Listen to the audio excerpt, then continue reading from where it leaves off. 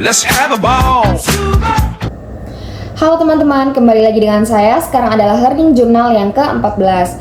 Pada hari Senin tanggal 8 Juni 2026, seperti biasa, saya mengikuti perkuliahan. Mata kuliah pertama di hari Senin adalah Public Speaking yang dimulai pada pukul 10.50 WIB. Seperti biasanya, Pak Adi masuk ke dalam ruangan dan meminta salah satu mahasiswa untuk memimpin doa sebelum perkuliahan dimulai. Nah, biasanya dilakukan oleh Rinal. Nah, setelah sesi doa selesai, dilanjutkan dengan sesi absensi kehadiran mahasiswa.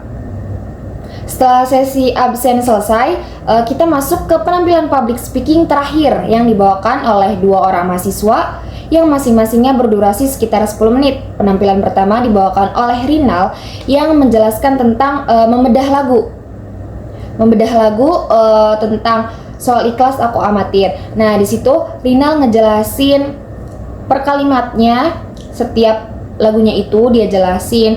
Sudah cukup bagus cara ngejelasinnya, tapi kita ada beberapa yang kurang tersentuh sama apa yang Rinal jelasin. Kan itu harusnya kayak sedih gitu kan, tapi ada beberapa teman-teman yang kurang tersentuh, kurang sedih gitu. Semoga kedepannya kayak nada bicara Rinal saat ngejelasinnya lebih diperhatikan lagi, jadi biar kitanya juga terbawa suasana gitu. Dan kalau bisa juga ada tambahan sound lagu dari yang tadi Soal Ikhlas Aku Masih Amatir gitu, jadi biar suasananya itu tersentuh. Terus mungkin bisa jadi ada yang ikutan sedih juga dari apa yang Rinal jelasin tadi, setiap kalimat dari lagu itu, seperti itu. Nah, kemudian yang kedua ada Inca menjelaskan tentang people pleasure. Inca ngejelasinnya udah bagus, materinya itu udah bagus, tapi Inca masih terpaku sama PPT. Jadi kayak dikit-dikit lihat PPT, dikit-dikit lihat PPT. Nah, semoga kedepannya Inca lebih menguasai materi lagi, bisa lebih memahami apa yang Inca jelasin ke audiens, seperti itu. Tapi dua-duanya udah bagus kok. Setelah sesi public speaking selesai, kegiatan dilanjutkan dengan presentasi dari kelompok 5. Nah, kelompok 5 ini membawakan materi tentang ice breaking. Ice breaking sendiri merupakan kegiatan berupa permainan atau aktivitas ringan yang bertujuan untuk mencairkan suasana dalam suatu pertemuan, seperti dalam kelas, seminar, atau pelatihan.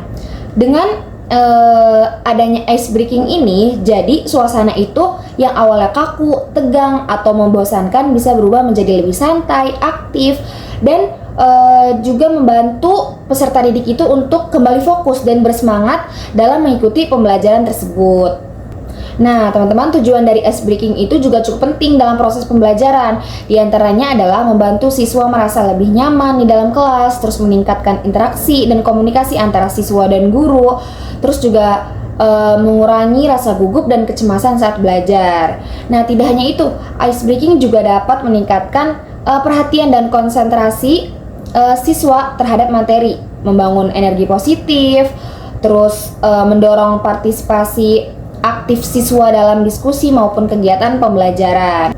Dari segi manfaat, ice breaking mampu melatih siswa untuk berpikir kreatif, kemudian mengoptimalkan kerja otak, serta meningkatkan kreativitas peserta didik. Nah, selain itu, kegiatan ini juga dapat melatih konsentrasi, keberanian, dan rasa percaya diri, bahkan menumbuhkan jiwa kepemimpinan pada diri siswa. Itu manfaat dari ice breaking. Dalam pelaksanaannya, seorang pelatih atau guru perlu memiliki kepekaan atau feeling yang baik agar bisa menyesuaikan ice breaking dengan kondisi pesertanya. Nah, guru juga perlu mampu mengenali karakteristik siswa seperti sikap, sifat, dan potensi mereka. Waktu pelaksanaan ice breaking juga bersifat kondisional, tergantung pada suasana dan tingkat kejenuhan pesertanya. Nah, yang terpenting, ice breaking harus mampu memberikan kesan positif bagi peserta.